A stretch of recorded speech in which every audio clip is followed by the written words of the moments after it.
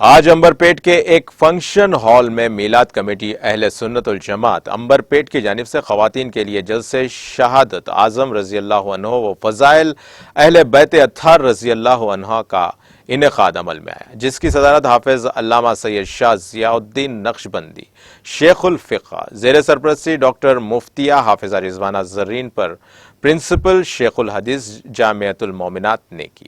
اس موقع پر میلاد کمیٹی کی جانب سے صدر سید خلیل احمد کمیٹی، نائب صدور افروز پٹیل، محمد عبدالحمید جنرل سیکریٹری، محمد عبدالفرید جوائنٹ سیکریٹریز، مرزا مجاہد، سید جاوید معین الدین، قازن محمد جانی میاں، رکن مظہر الدین نعیم احمد قاسمی کے علاوہ دیگر نے شرکت کی۔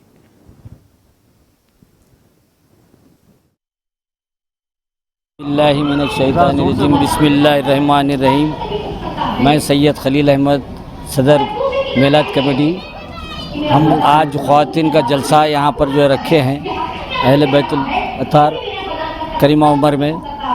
اللہ کا فضل یہ رہا کہ کل میں لوگ تقریباً یہاں پر حاضر ہو چکے ہیں اور بڑے اچھے انداز سے، پیسفل انداز سے ہوا ہے۔ ہم شکر گزار ہیں اللہ کے کہ اللہ تعالیٰ جو ہمارے ہر وہ کام میں کامیابی عطا کر رہا اور